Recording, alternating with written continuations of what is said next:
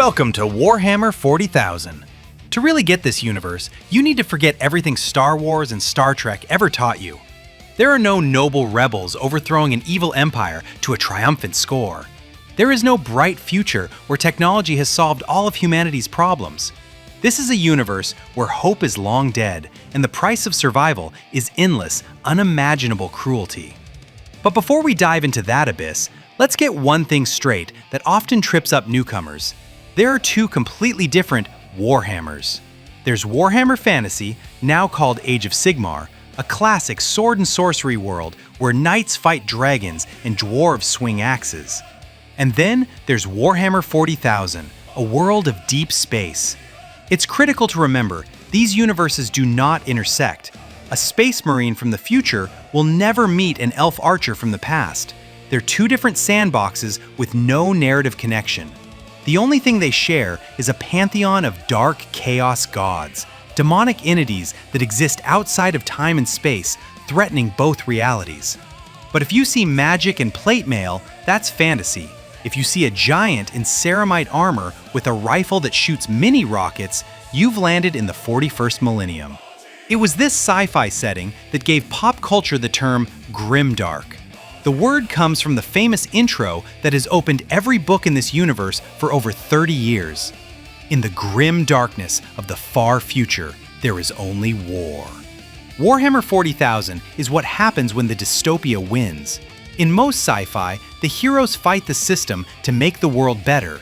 Here, it's too late for that.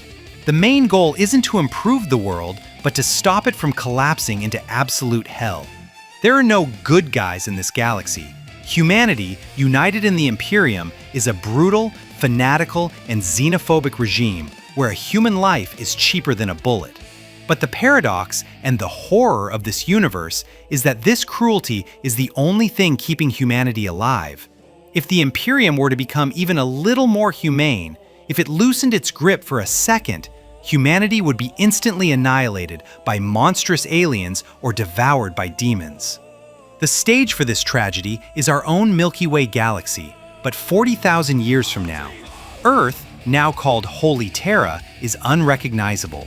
It's no longer the blue planet. The oceans have boiled away, the forests are gone, and the entire surface is covered in a miles-deep layer of Gothic cathedrals, factories, and hive cities.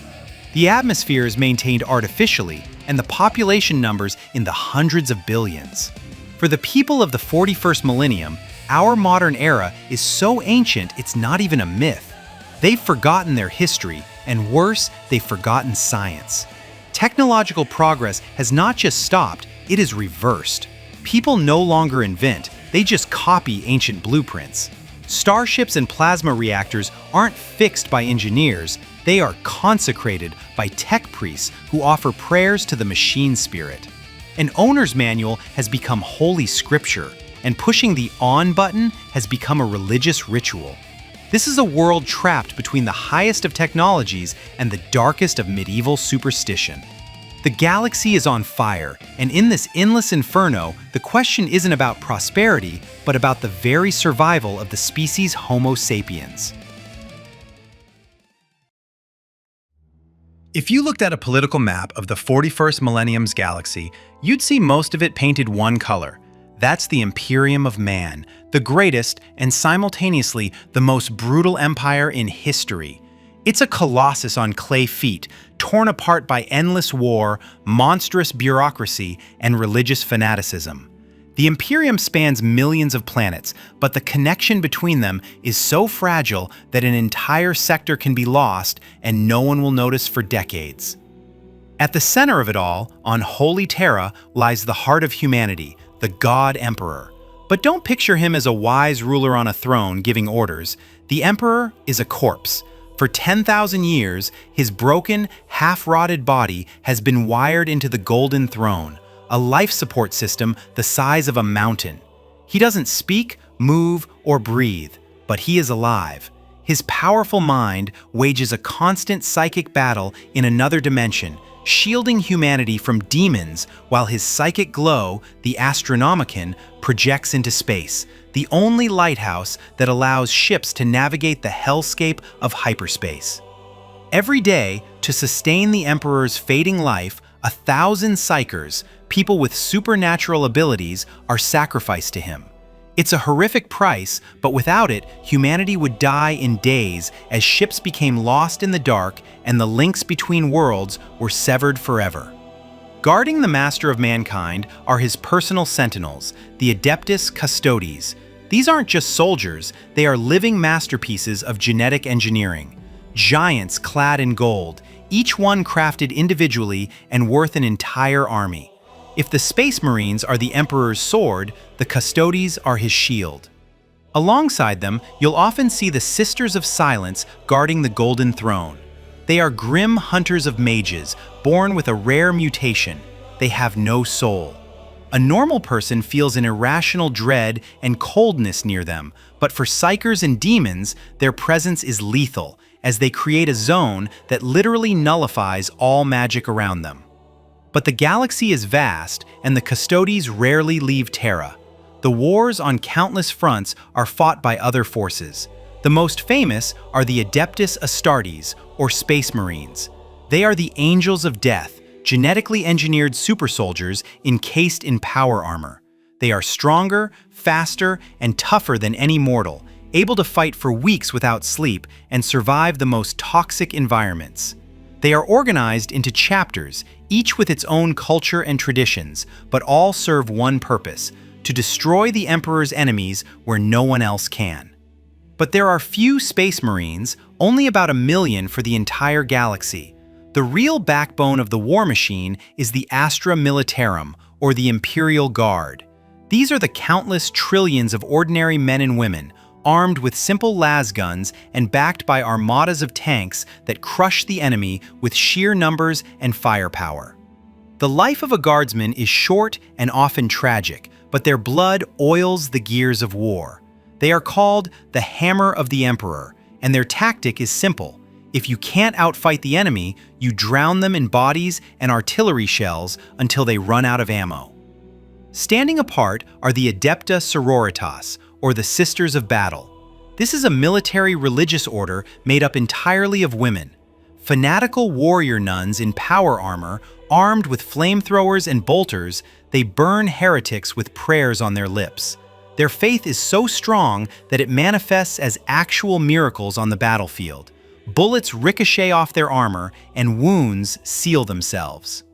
The technical side of the war is handled by the Adeptus Mechanicus, the tech priests of Mars. They worship the machine god and believe that flesh is weak, so they replace their limbs and organs with mechanical prosthetics. They alone know the secrets of ancient technology, building the starships and manufacturing the weapons. To them, every tank and rifle has a soul that must be appeased with sacred oils and prayers, lest the weapon fail in battle. And finally, looming over them all is the shadow of the Inquisition. They are the secret police with limitless authority. An inquisitor can order the destruction of an entire planet and its population if they suspect it's tainted by heresy or alien influence. They answer to no one but the Emperor himself, and their motto strikes fear into every citizen of the Imperium: innocence proves nothing. The Imperium is a cruel, stagnant, and fanatical machine that grinds up its own citizens, but it's the only kind of machine that can stand against the nightmares waiting for humanity beyond the veil of reality. If the Imperium is the body of the galaxy, the warp is its sick, tormented soul. To understand what humanity is truly fighting, you have to realize that space in Warhammer 40,000 works differently than what we're used to. The distances between stars are unimaginably vast. Travel with conventional engines would take millennia. To connect millions of planets into an empire, humanity had to find a shortcut. They punched a hole in the fabric of reality and stepped into the immaterium, also known as the warp. The warp is a parallel dimension made not of matter, but of pure psychic energy. It's an ocean that feeds on the emotions and thoughts of every sentient being in the galaxy. Every flash of anger, every scream of terror, every secret ambition or lustful desire born in the real world echoes in the warp. Over millions of years, these emotions have accumulated, merged, and gained a will of their own, turning this dimension into a literal hell. Traveling through the warp is always a gamble. Imperial ships plunge into it like submarines into an ocean of acid, protected only by a thin bubble of reality called the Geller field. If that field flickers for even a second, the crew doesn't just die.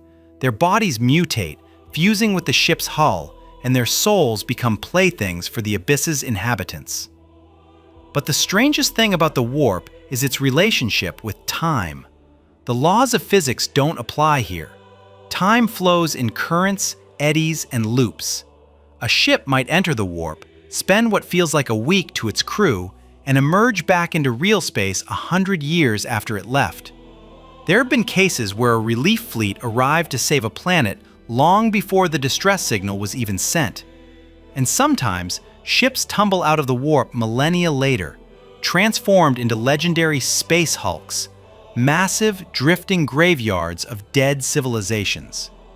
However, the main threat of the warp isn't the storms or the time paradoxes. It's the masters of the place. The emotions churning in this psychic ocean eventually coalesced into colossal entities that humans call the Chaos Gods. There are 4 of them, and they are the ultimate enemies of all life. First is Khorne, the Blood God. He is the embodiment of rage, hatred, and warfare. He doesn't want temples or prayers. He doesn't care whose blood flows, his enemies or his followers. All that matters is that it flows. His followers are insane berserkers who live only to collect skulls for their master's throne. Second is Nurgle, the Lord of Decay. He is despair and the fear of death itself, but in his own twisted way, he's a kindly grandfather who loves his creations. Nurgle grants his worshippers eternal life through disease. Their bodies rot while they're still alive, guts spilling out, but they feel no pain, only joy in spreading plagues across the galaxy. Third is Tzeentch, the architect of fate. He is the god of change, magic, deceit, and ambition. He is the patron of sorcerers and conspirators. Tzeentch weaves an endless web of plots within plots and often betrays his own servants just because it was part of some incomprehensible, multidimensional chess game. His gifts are mutation and madness. And finally, the youngest and most insidious is Slaanesh, the Dark Prince, the god of excess, pleasure, and pain. Slaanesh feeds on any pursuit of perfection taken to its most twisted extreme. For Slaanesh, there's no difference between ecstasy and agony. Its followers seek ever more extreme sensations, turning torture and art into a single, horrifying performance. These 4 wage their great game against each other for dominance in the warp, but they are always ready to unite to tear open the veil of reality and drown the material world in madness. To them, the galaxy is just a buffet of souls, and their appetite is endless. If the Chaos Gods are the puppet masters, pulling strings from the shadows, their puppets in the real world are nightmares made of flesh and steel. The most terrifying threat to the Imperium comes not from alien Xenos from distant stars, but from its own prodigal sons. 10,000 years ago, half of the Space Marine legions, created to protect humanity, rebelled against their creator and swore allegiance to the Dark Gods. These warriors are called Heretic Astartes, or Chaos Space Marines. They are the dark reflection of their loyalist brothers. They possess the same superhuman strength and genetic perfection, but their souls are poisoned by hatred and their bodies are warped by the gifts of the warp. Their armor, once shining with symbols of honor, is now covered in spikes, human skin, and blasphemous runes, while their flesh often melts into their power armor, creating a single biomechanical horror. They live in the Eye of Terror, a giant rift where reality bleeds into hell, and wage their long war. For them, the heresy never ended. They burn with the desire to return to Terra, kill the Emperor, and watch the galaxy burn. The largest and most organized force among them is the Black Legion. This is an army that unites traitors from all other warbands under one banner. They cast off their old colors and painted their armor black as a sign of their eternal shame and unending vengeance.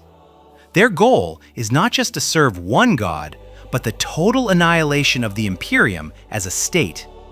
However, many of the original legions chose to worship specific gods, and this forever changed them. The servants of Khorne, the World Eaters, became frothing berserkers.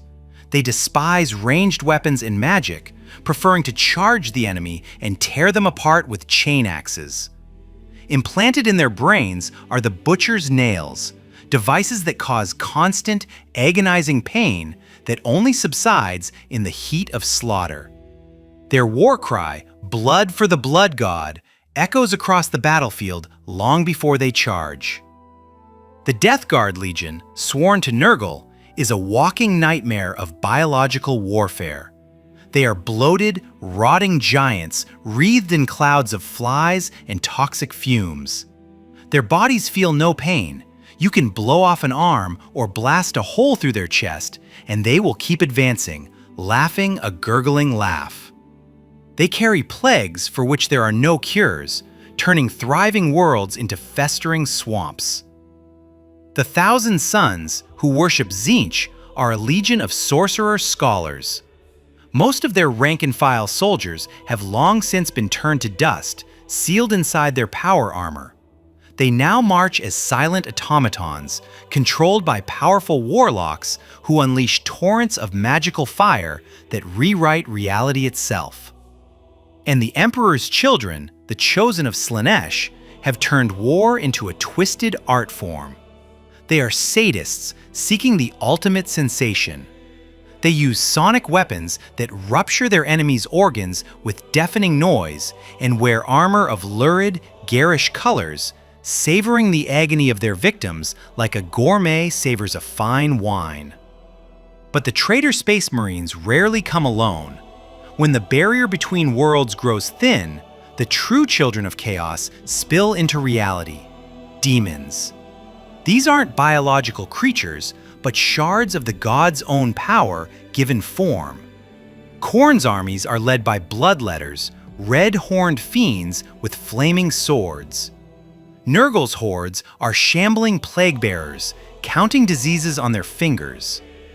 The demonettes of Slaanesh dance across the battlefield with the grace of ballerinas, slicing through tanks with their claws, while the pink horrors of Tzeentch giggle and split in two every time they're struck.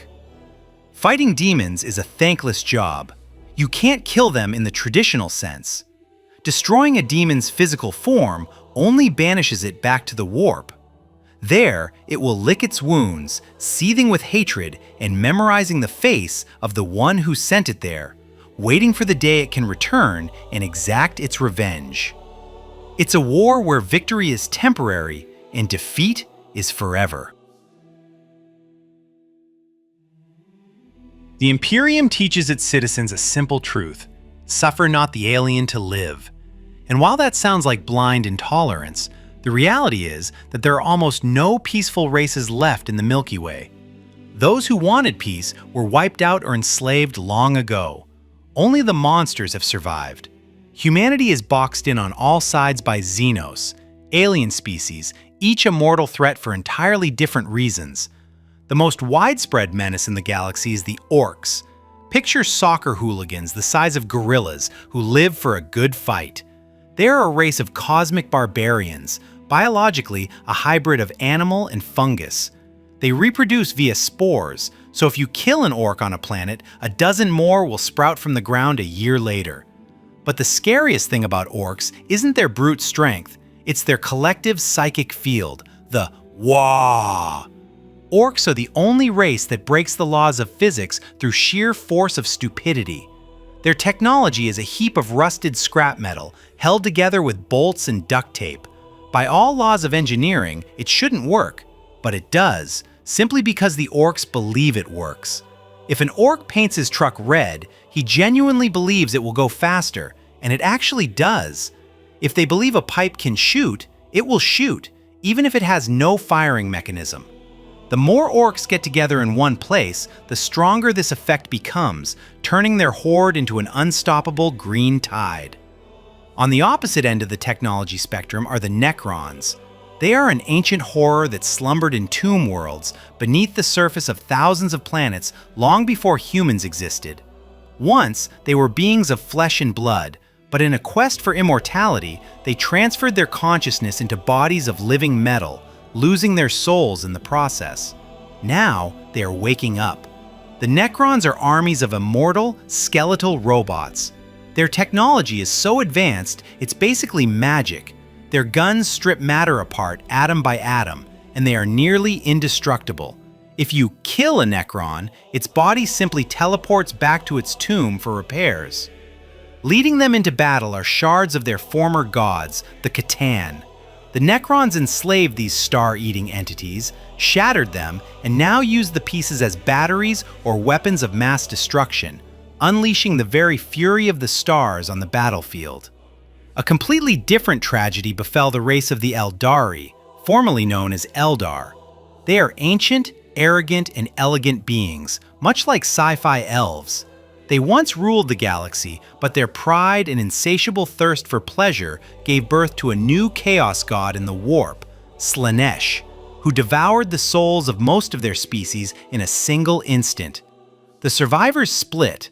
One faction, the craft world Eldari, lives under the strictest self-discipline aboard gigantic, continent-sized starships drifting through space. They are trying to save their species from extinction, using their gift of foresight to manipulate other races. They would sacrifice 1 million humans to save a dozen of their own, and wouldn't think twice about it. The others, the Drukhari, or Dark Eldar, hid in the Webway, a labyrinth between dimensions, in the dark city of Camorra.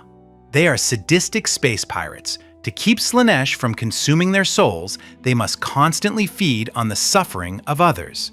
For them, torture isn't a hobby, it's how they eat. Being captured by them is a fate far worse than death. But there is a threat that terrifies even these ancient enemies. From the void between galaxies, the shadow of the Tyranids approaches. This is not a civilization in any recognizable sense.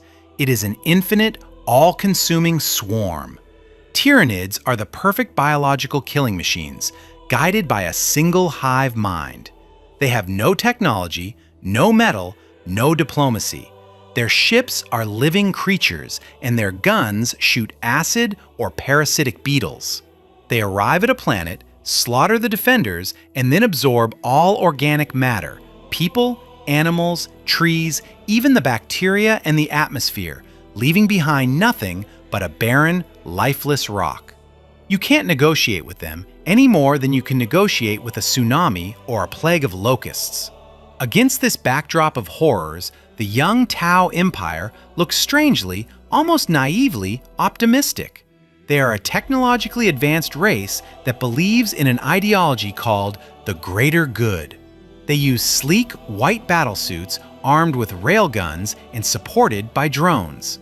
The Tau are the only ones who will first offer you a chance to join them peacefully, promising progress and protection. But in the world of Warhammer, there's always something sinister behind a pretty facade. Their society is rigidly divided into castes, and those who dissent are subjected to sterilization or re-education. And while they are expanding rapidly, the Tau are still too small and naive.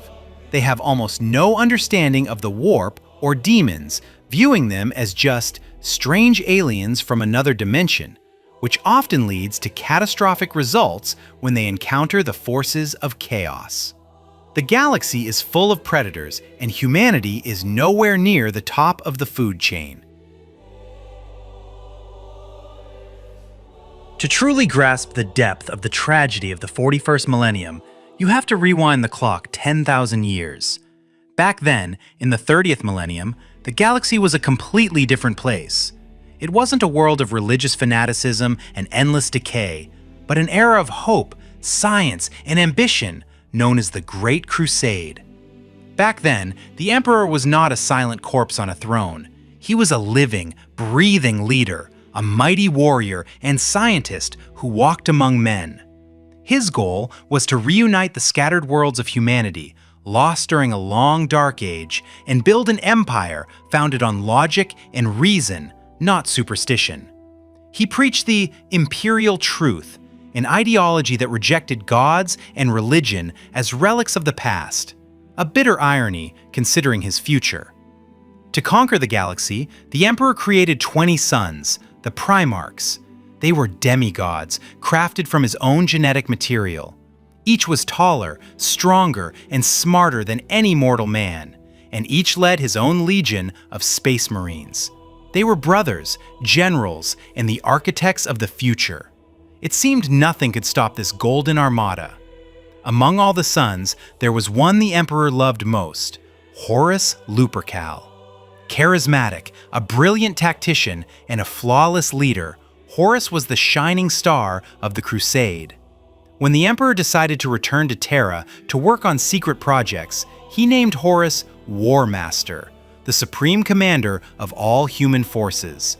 The father trusted his son completely. But where there is light, shadows gather. The Chaos Gods, watching from the warp, knew that the Emperor's success meant their end. They couldn't defeat him in a direct fight, so they decided to strike at his heart.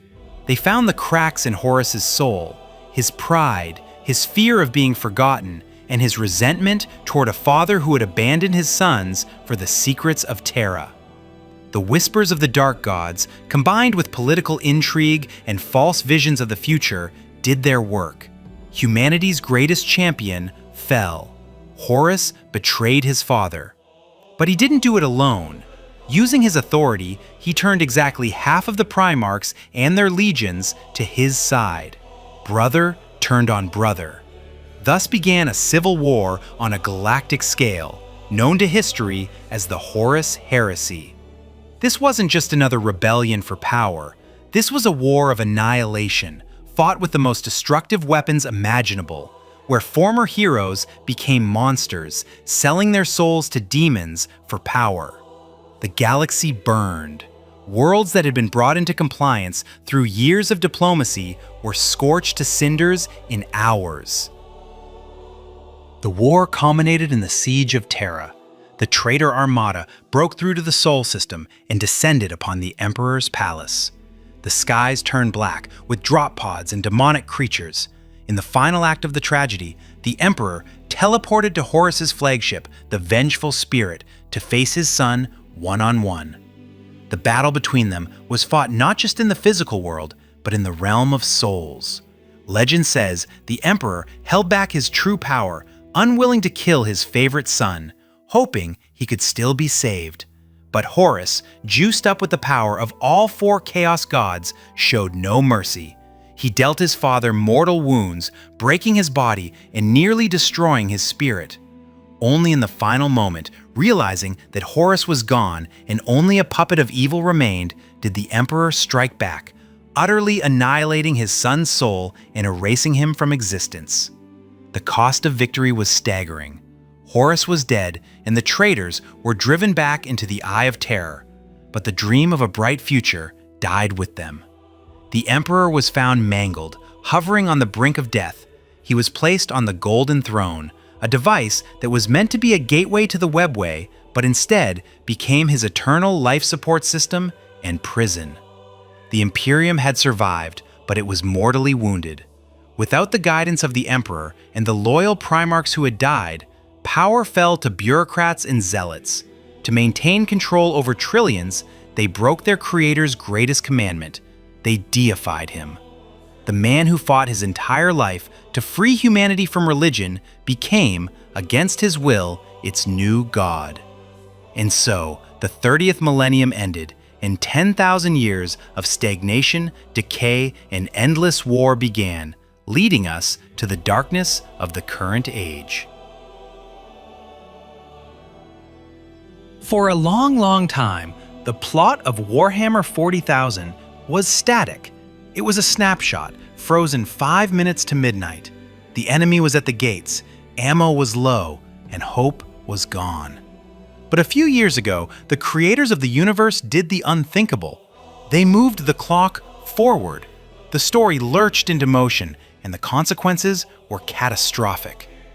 The old world collapsed with the fall of Cadia, a fortress world that had held back the forces of chaos at the Eye of Terror for millennia. When Cadia fell, the fabric of reality tore. A monstrous warp storm named the Great Rift, or Cicatrix Maledictum, ripped the galaxy in half like a bolt of lightning.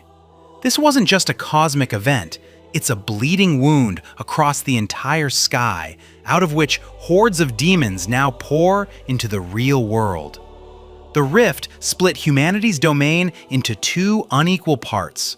One half, Imperium Sanctus, can still see the light of the Astronomicon from Terra and maintains some connection to the core. The other half was plunged into darkness. It's called Imperium Nihilis, the Dark Imperium. There, the Emperor's light cannot be seen, navigation is impossible, and cries for help are lost in static. Trillions of people were cut off from supplies and reinforcements, left to face the horrors of the night alone. It is a realm of total anarchy where every day is a battle for survival. But in this moment, just as doom seemed certain, a miracle occurred. After 10,000 years in stasis, Rabute Guilliman, Primarch of the Ultramarines and one of the Emperor's loyal sons, awoke. His return was a shock to everyone, especially himself.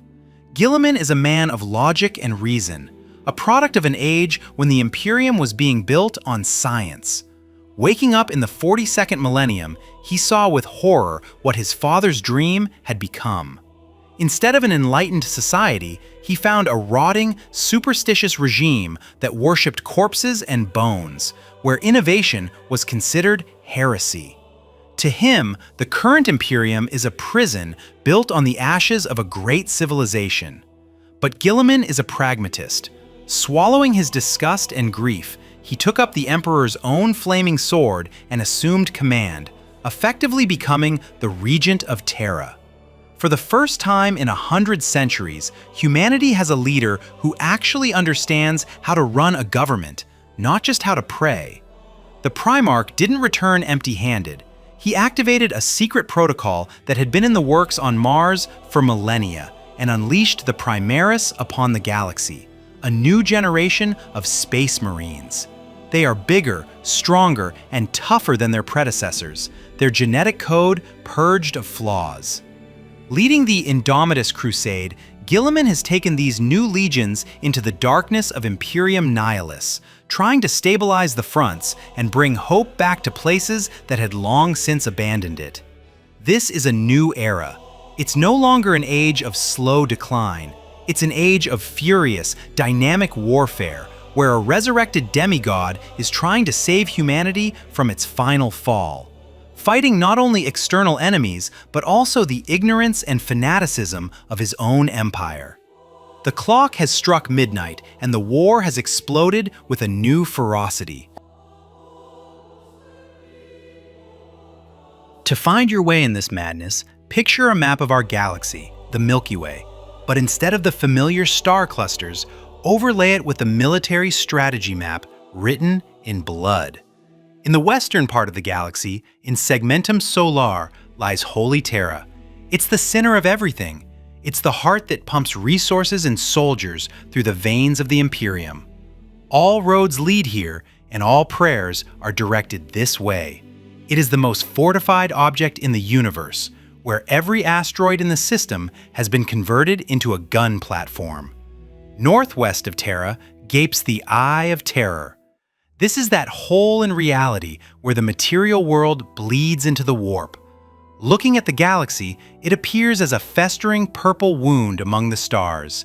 It is from this hell that the traitor legions of chaos launch their raids on reality. But there's also an invisible geography. Woven through the fabric of space is the Webway, an ancient network of interdimensional tunnels created by the long-vanished Old Ones. This is what the Eldari use. If human ships are sailing through the stormy sea of the warp, risking drowning at any moment, The Eldari are taking a secret subway hidden within the walls of reality. Of course, many of the tunnels have long since collapsed or been overrun by demons, turning any trip into a game of Russian roulette. However, to really get the atmosphere of Warhammer 40,000, you have to come down from the heavens to the ground. Forget the heroes and generals. Look at the life of an ordinary person. Most citizens of the Imperium don't live on pastoral agri-worlds, but on hive worlds. Imagine a planet whose entire surface is covered by a miles-thick layer of steel and concrete. Cities here don't grow out, they grow up, piercing the atmosphere with gigantic spires. A single hive city is home to tens of billions of people. A resident of the lower levels might live and die without ever seeing the sky or feeling natural sunlight. The air here has been recycled for thousands of years. The water is purified from sewage, and the food is a story in itself. How do you feed a planet of hundreds of billions with no fields and no livestock? The Imperium found a pragmatic and horrifying solution. Everything gets recycled. Fungus grown on waste, synthetic paste, and of course, processed organic matter from the dead. It's called corpse starch. In a universe where resources are more valuable than gold, letting a body simply rot in the ground is an unaffordable luxury. You are literally eating your ancestors so that your descendants will have the strength to work in the munitions factory. Walking the streets of such a city, you'd notice beings that are half human, half machine.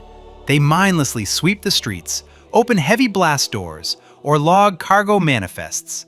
Their eyes are vacant, their movements mechanical. These are not robots.